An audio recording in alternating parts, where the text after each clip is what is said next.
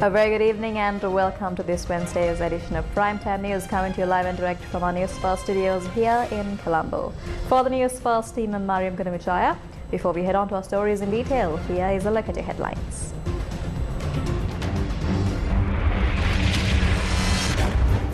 Sri Lanka will not restructure treasury bills outside of central bank holdings, says Governor. Removing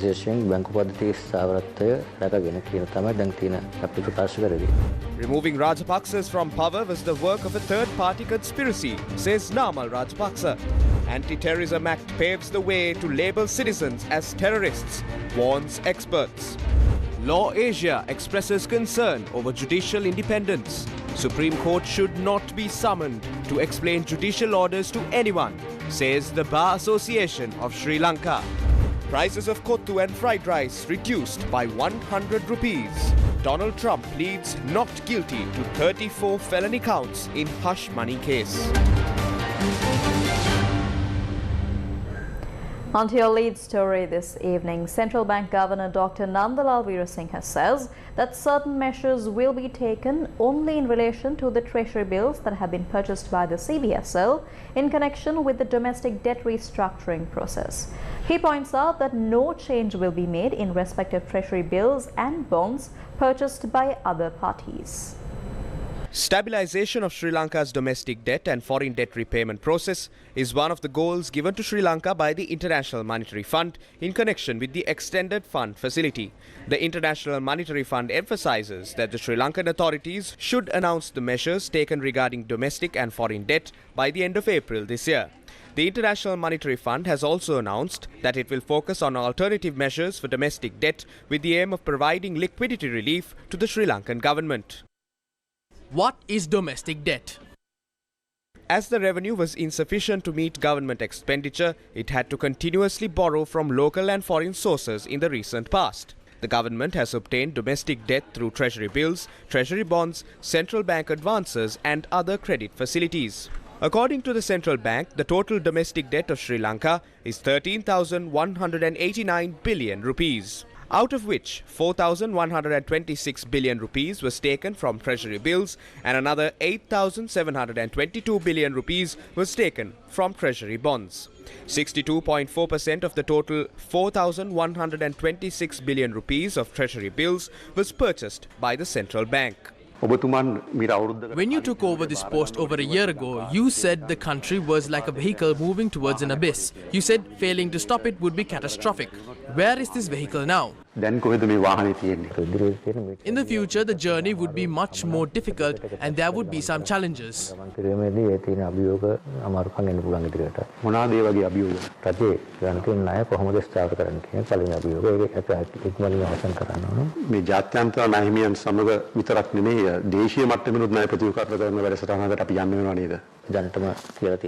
The treasury bills owned by the central bank will be subject to some measures. We have said that we will not make any such changes to other bills. In the case of treasury bonds, some kind of voluntary basis will be in place. We can offer a debt extension, where one bond will be replaced by another bond, and it is removed so that those who wish to participate can participate at a certain level. In particular, the current situation is to maintain the stability of the banking system. According to the central bank governor, CBSL will engage with major T-bond holders for voluntary optimization. At present, 44.5% of the total borrowing of 8,722 billion rupees taken by the government through treasury bonds is from financial institutions that accept deposits. In the meantime, the World Bank says that Sri Lanka can use the crisis as an opportunity to build a strong and resilient economy. The World Bank noted that the Sri Lankan economy will continue to face significant challenges in 2023 and beyond. The baseline scenario projects the economy to contract by 4.3% in 2023, following the contraction of 7.8% in 2022, as demand continues to be subdued, jobs and income losses intensify, and supply-side constraints adversely affect production. The World Bank also said that the restructuring of external as well as certain domestic debt will be needed to restore debt sustainability. It added that a strong and credible structural reform program is critical to avoid a prolonged crisis and address the root causes of the current economic difficulties. The World Bank said that firm resolve of political leadership and Sri Lankan citizens will be required to overcome the crisis through several structural reforms. It added that meaningful outcomes of debt restructuring and the collective support of international partners will also be needed to maintain the reform momentum and chart the course for a speedy and robust economic recovery. It noted that better targeted social assistance, a recovery in more productive sectors, and an increase in the real value of incomes will be needed to reduce poverty. The World Bank said that Sri Lanka can use this crisis as an opportunity to build a strong and resilient economy. It said the crisis provides a unique opportunity to implement deep and permanent structural reforms that may be difficult in normal circumstances.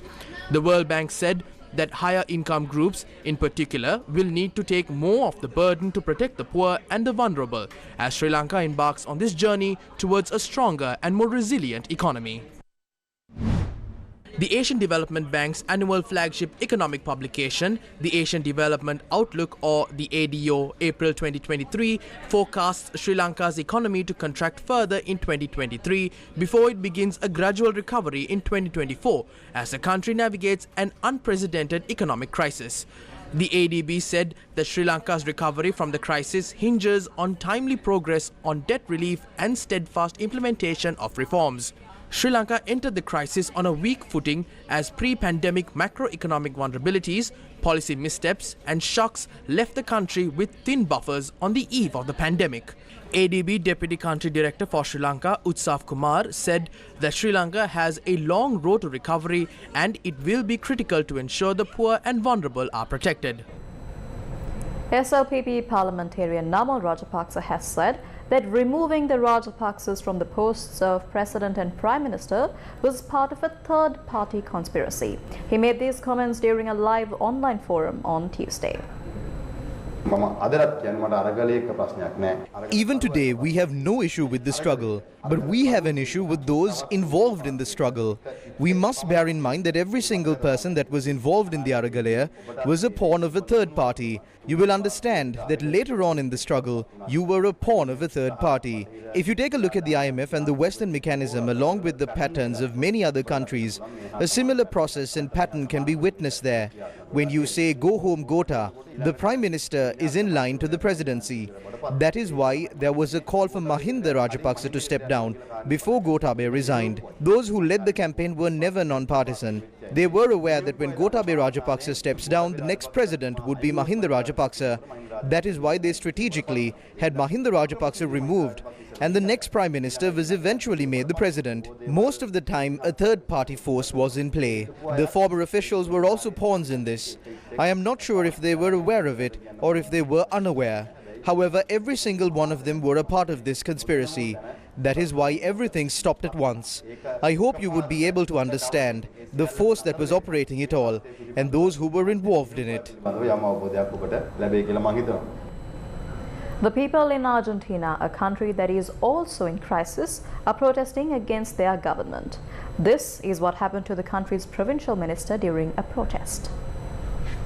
Este es el momento donde se iniciaba todo, patadas, se cae. Le tiraron algo. Le dimos todo, hicimos todo. Angry bus drivers brutally thrashed a provincial minister in Argentina on Monday after one of their colleagues was shot dead by criminals. Bus drivers are protesting in La Matanza on the outskirts of the capital, Buenos Aires, against unsafe working conditions. When the provincial security minister, Sergio Bertnick, arrived at the protest site, he was beaten, thrashed and pelted with stones.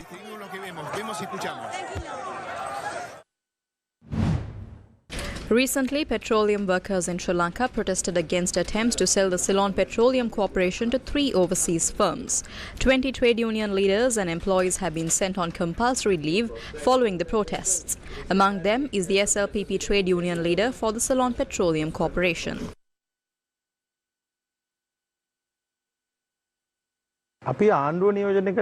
As trade unions that represent the government, we believe that the political leaders would follow the Mahinda Chintanaya and the Vistas of Prosperity and Splendor policy statements. If they do not follow the policies, we will work as we want.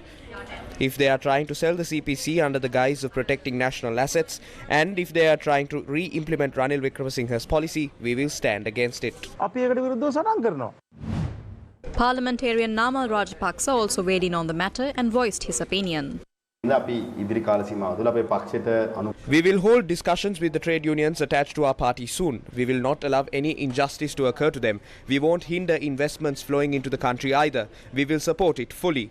We have requested the President to make decisions once employees, trade unions, be it from his party or ours, are consulted. We need to discuss with employees and hear their opinion. That is the process we should follow. What should not be done is classify these as a shopping list of entities being sold and for us to sit back and applaud. If an investment is required, it should be brought in. We will support it. But if there are any political influences or personal motives behind it, instead of bringing in investors for the specific purpose, we will stand strong against that too.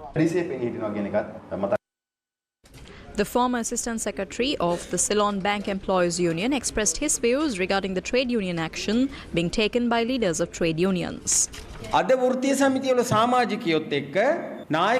Nowadays, members of trade unions do not agree with their leaders. That is because they understand the real problem. There isn't enough food to consume, no proper salaries, taxes are being imposed on that salary as well. Expenditures are higher than the income. Now the members of trade unions are realizing that there is something wrong. An idea has been put into these people's minds that the IMF is the solution for all of it. These days there is a very strong ideology that the entire loan scheme will be jeopardized unless everyone keeps quiet. So now, when trade union leaders try to take action, members seem to hesitate to join them. Our own people refer to him as Hitler. People instill fear by saying things about gas chambers and the PTA. However, he is not scared of individual trade unions. That means the reason for him to not be scared is not his violent nature. Our conscience knows that when trade unions take action, it is done in an insensitive manner. If we are able to inform all trade unions to join the Aragalaya together instead of individual unions, Ranil Wickremesinghe's real nature will be revealed. That is what he is scared of. State Minister of Higher Education Dr. Suren Raghavan expressed the following views while joining a discussion organized by the Training Hub for Renewable Energy Technologies project implementation. Democracy is conceptually linked to more justice. And empirical data shows that those communities who are historically denied form of democratic participation suffers the largest ecological damages. Today, if you ask the social media's responsibility about renewable energy, hardly anybody, the social media, whether it's he or she is an influencer on Instagram, TikTok talker, how much do they talk about future challenges of environment? Almost zero. They famously attacked all the politicians. I mean, that's like, particularly in Sri Lankan social media, it has become the national hobby now. We are struggling with democracy. Only in democracy, even educated people from your community can take full salary and strike a whole month. This is a futuristic story that we had to talk. And this is coming from the most learned men and women of this country who had learned mostly from the poor person's tax paying. Professor Emeritus Jayadeva Uyangoda warned that the proposed anti-terrorism bill paves the way to label common citizens as terrorists. He was speaking at an online forum organized by the Federation of University Teachers Associations. What is the government trying to do with its economic program with the support of the IMF to recover from the crisis? They are placing that entire burden on the poor and vulnerable working class and the middle class. This will lead to a serious social issue in the country. The ruling elite are aware that this will lead to a social issue. They are now preparing for that. One preparatory measure is the introduction of this bill. The rulers are preparing to witness mass protests and demonstrations. They want to prevent it, and one undemocratic measure adopted by the government is to further strengthen their suppressive measures, and the people are to be termed as terrorists. Professor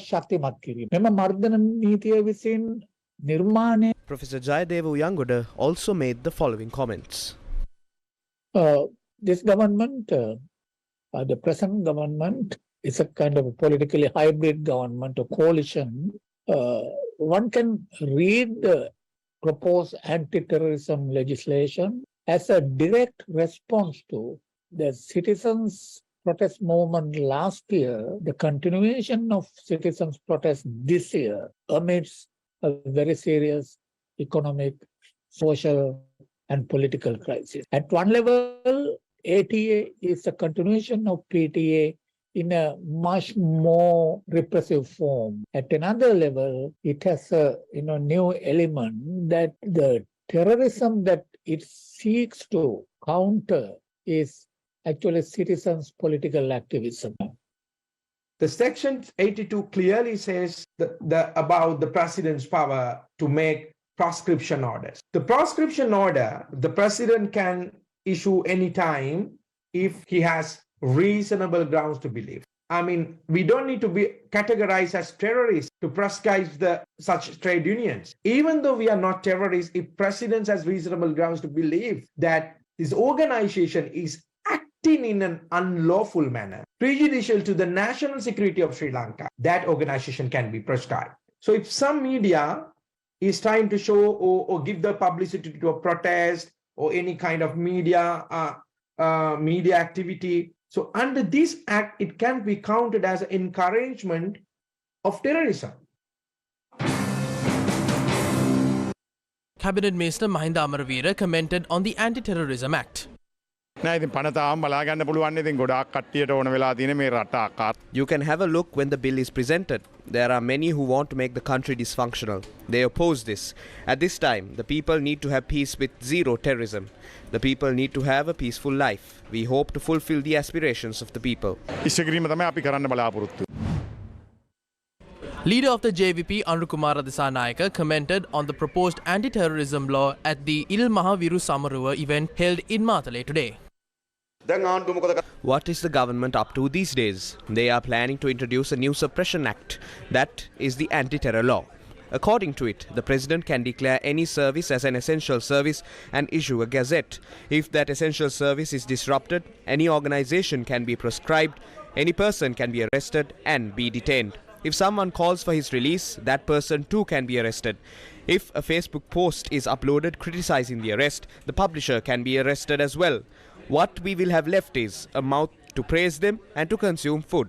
The enemy has had to resort to such severe measures because he cannot contain the force that is forming against him through traditional means. Therefore, they are introducing laws required to carry out suppression. But, as we have witnessed time and time again, power does not lie in the law or the constitution. Real power lies with the people.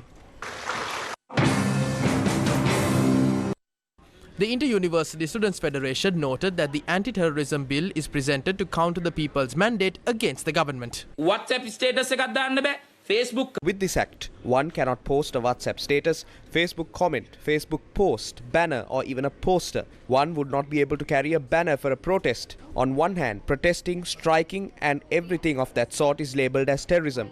They want us to say that Ranil Wickremesinghe, his government and all their deeds are good and for us to stay idle. Do the people need to act and live in this country according to Ranil Wickremesinghe? This is not an attempt to crack down on terrorism, but an attempt to prevent the people's call against the government. කියලා කියනවා. දැන් තියෙන ප්‍රශ්නේ තමයි දැන් රනිල් වික්‍රමසිංහ කියන විදිහට මේ රටේ ජනතාව ඉන්න ඕනද? මේ ත්‍රස්තවාදයේ වළක්වන්න නෙමෙයි ආණ්ඩුවට විරුද්ධ වෙන ජනමතේ වළක්වන්න තමයි මේ පනත ගෙනාවේ කියන එක පැහැදිලි වෙනවා.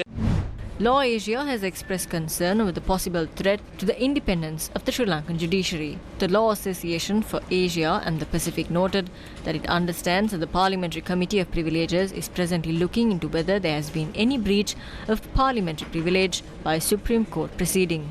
Law Asia cautioned all stakeholders to ensure that no action or steps whatsoever would be taken to undermine or that would be persevered to undermine the independence of the judiciary of Sri Lanka. The Bar Association of Sri Lanka noted that the powers and privileges of Parliament have not been violated by the Supreme Court order on the local government election. It added that the Supreme Court, being an independent institution, should not be called upon to explain judicial orders to any other person or institution. The Bar Association of Sri Lanka said that it is the duty of all governmental and other institutions to respect and observe the independence of the judiciary, and any interference in the judicial process sets a dangerous precedent which must be strongly condemned. Today is the Bak Full Moon Poya Day, and the significance of Bak Poya is historical since it marks Buddha's second visit to Sri Lanka. The Bok Full Moon Poya Day commemorates the visit of Lord Buddha to Sri Lanka, which took place in the 5th year of Lord Buddha's supreme enlightenment. This was Lord Buddha's second visit to Sri Lanka. During Lord Buddha's second visit to Sri Lanka, he visited Nagadeepa to solve the feud between two groups belonging to the Naga community, one group led by King Mahodara and the other group led by King Mahodara's nephew, Chulodara. Lord Buddha's visit was to bring peace to the land by preaching them the Dhamma sermons. The two groups from Nagadeepa settled their dispute and first made their offering to Lord Buddha. According to the records of the Sasana, it was on a Bok Full Moon Poya Prince Siddhuhat first saw the sight of an old man, one of the four sights, which led to his realization of life. Buddhist devotees across Sri Lanka visited temples and engaged in religious activities.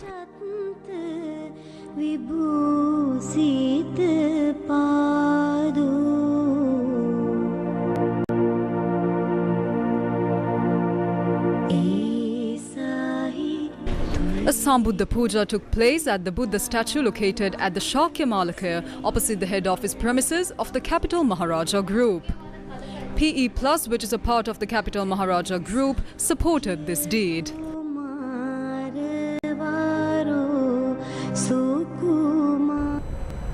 Moving on with more local developments, political crossovers have come to the limelight once more. Expressing his views on the matter, SJB parliamentarian Harshana Rajakarna says a certain group of opposition MPs are in fact expecting ministerial portfolios. There are several in the opposition with a desire for ministerial portfolios. They cannot survive for long without them. They do not have a proper party. They will jump if need be. If there are those who submit to bags of money and ministerial positions, the people will pass their judgment on them.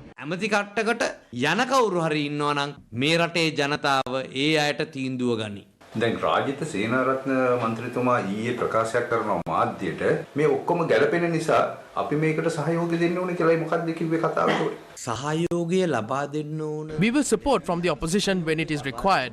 You don't need to cross over to do that. You don't need to get a portfolio to do that. Anyone who crosses over will be heading for their political demise. Since they are going to the Rajapaksa's laps, they cannot cross over with their attire intact. Rajapaksa ඔඩොක්කුවට. ඒකින්ද රෙදි අදගෙන අපිට නම් යන්න විදියක් නැහැ. The General Secretary of the Samagi Jana Balawegaya said today that a group of government representatives are planning to join the opposition. The government already fears that their members will join the opposition. There used to be 157 government MPs. Now there are only 123. That means 34 of them are now with the opposition. The government is now worried that the rest of them will join the opposition. Our members have received 10 to 12 telephone calls from certain people and have also been offered ministerial portfolios. Others have been promised money. The SJB group cannot be bought over by money or positions. A group from the government is now in discussion to join the opposition very soon. We will reveal it when the time is right. We only need to acquire 12 more members. We will get them within this year, topple the government and call for a new mandate. Sri Lankan gangster Maddumage Lasantha Chandana Pereira alias Anguraloka, who was found dead in India in 2020, had died due to cardiac arrest. This was confirmed in the Crime Branch CID or CBCID's final report submitted to the Chief Judicial Magistrate Court recently. With this case, the agency closed its investigation into one of the two cases regarding his death. Loka was found dead in a rented house at Balaji Nagar near Cheranma Nagar on the 3rd of July 2020. He was living in the city under the assumed identity of Pradeep Singh for around 2 years. A Sri Lankan woman named Amani Thanji, aged 27, who was staying with him, took Loka to a private hospital where doctors declared him dead. She then shifted the body to the Coimbatore Medical College Hospital for post-mortem. Along with the Madurai-based advocate D. Sivakamasundari, aged 36, and her friend S. Dayaniswaran of Erode, she took Loka's body to Madurai and cremated it on the 5th of July 2020. The actual identity of the deceased came to light after the police found an Aadhaar card in the name of Pradeep Singh, a copy of which Sivakamasundari had produced at the police station had been obtained using forged documents. Police arrested Thanji, Sivakamasundari and Dayaniswaran on the 2nd of August 2020 2020 and the CBCID later took over the investigation. Soon after his death, CBCID confirmed the cause of the death through the toxicology report but continued the probe to establish his identity scientifically. The Ceylon Restaurant Owners Association has decided to reduce the prices of rice and curry, fried rice and kottu. The Ceylon Restaurant Owners Association has decided to reduce the prices of rice and curry, fried rice and kottu following the LP gas price revision that came into effect from midnight yesterday. Following the LP gas price revision, the price of a plain tea is 30 rupees, milk tea is 90 rupees, price of fried rice, rice and curry and kottu will be reduced by 20%.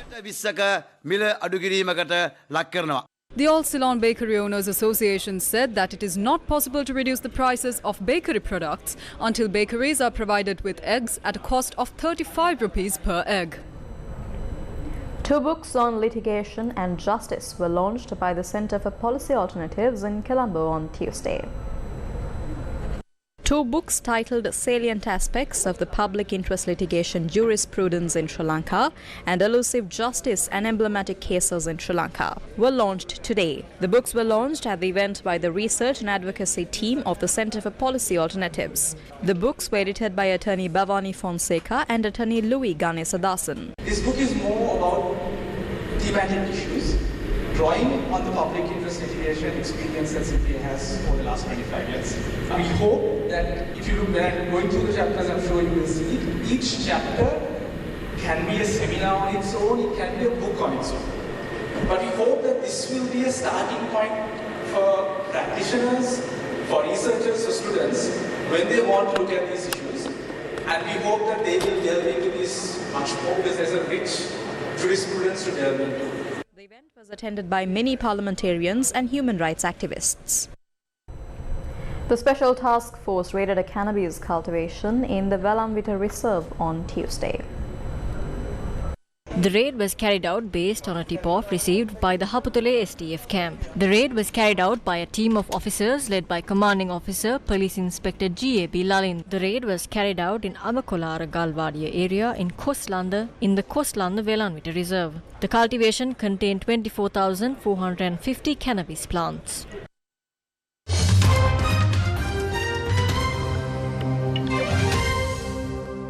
In some international developments that have been making headlines across all platforms, Donald Trump has become the first former US president ever to be criminally charged. The indictment against former US President Donald Trump was unsealed in a New York City court on Tuesday, revealing 34 felony counts against the former Republican leader. The 13-page document contained the latest revelations in a hush money probe led by Manhattan District Attorney Alvin Bragg, and it cements Trump's status as the first US president in history to face criminal charges. And I never thought anything like this could happen in America. Never thought it could happen. The only crime that I have committed is to fearlessly defend our nation from those who seek to destroy it. With a local failed district attorney charging a former president of the United States for the first time in history on a basis that every single pundit and legal analyst said, there is no case. There's no case. They kept saying, there's no case.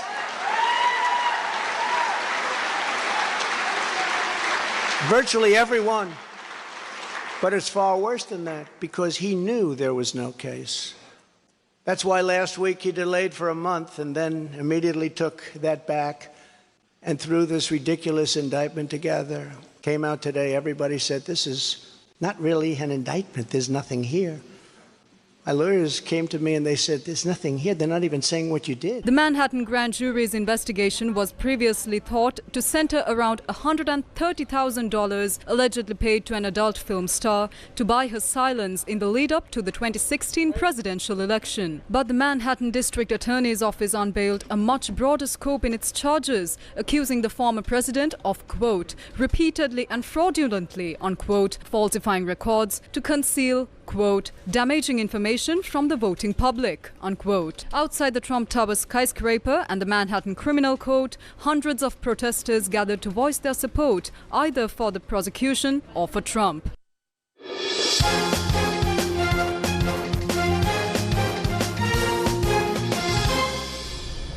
In your cricket news update, New Zealand demolished Sri Lanka with a 9-wicket victory in the second 2020 international to level the series on Wednesday. It was a brutal defeat for Sri Lanka, who had made a good start. Kusal Pereira and Dhananjay De Silva put on a middle-order partnership of 62 off 46 balls to steer the visitors to 99 for 4 after 12 overs. The tourists then collapsed by losing their next 6 wickets for just 42 runs as New Zealand's seamers found their length to devastating effect. Milne did the most damage for New Zealand, picking off Sri Lanka's tailenders Dilshan Madhushankar and Pramod Madhushan without a run being scored. Milne's impressive bowling display left New Zealand with a target of 142 to win. Opener Chad Bowes was caught after hitting 31 off 15 balls before opener Tim Seifert peppered the boundary in a partnership of 106 alongside Latham, who finished 20 not out. He finishes in style. Great stuff. Intermediate Championships 2023 organised by Sri Lanka Life Saving began on Wednesday. The 35th Intermediate Championships 2023 is organised by Sri Lanka Life Saving and will take place in 2 phases. Phase 1 took place at the Isipathana College swimming pool with the participation of around 300 competitors from across the country. DS Senanayake College Colombo was leading the boys under 20 category, while Muses College Colombo was leading the girls category. Phase 2 will take place at the Mount Lavinia beach tomorrow morning. The launch of Sri Lions Sri Lanka was held at the SSC on Tuesday. Sri Lions was established in Dubai as the home of sports for all Sri Lankans living in the UAE, and the renowned sports club is set to make its mark in the island. So we don't have professional players in UAE. But I'm so glad to tell Victoria, our girls, couple of ex-Sri Lankan players also there, they are dominating the UAE with all other nationalities. Sri Lanka is the only one team, netball team, playing in the Asia, representing the Asian, all the countries. So we are proud to say that. So we thought, why not we step up and we are supporting the Sri Lankan netball. Why don't we come and support for Sri Lankan rugby? Why don't we come and support to the Sri Lankan cricket? Of course, they are doing pretty good. So, but even the villages must need some support from us. So we are there to support them. We have invited a couple of legendary players to come and support us, come and help us as a mentor. So step by step we are going to develop our teams. So those teams going to be here, well standard with the glamour. So they will be witness one day this standard of the sport should be. Drawing attention back to some local developments, a protest took place in Timrigasaya on Wednesday evening, demanding that the people's aspirations be fulfilled. Locals protested in Thimbirigasyaya, marking 1 year since the people's struggle began. We are here celebrating the first year of GGY. So it's been 1 year and still we are standing out over here because there are no changes. We have not seen any change up to now. Probably until a change comes, we be standing. Because some people say that, okay, now everything, the prices have gone down, the dollar has come down, but no, those are all just temporary solutions. Ranil and all, they want to be president, and he wants to slowly reduce the price of goods and all, and then go for an election. And with that, we wrap up this edition of Primetime News here on TV1. For the News First team and Mariam Ganavijaya, good night and take care.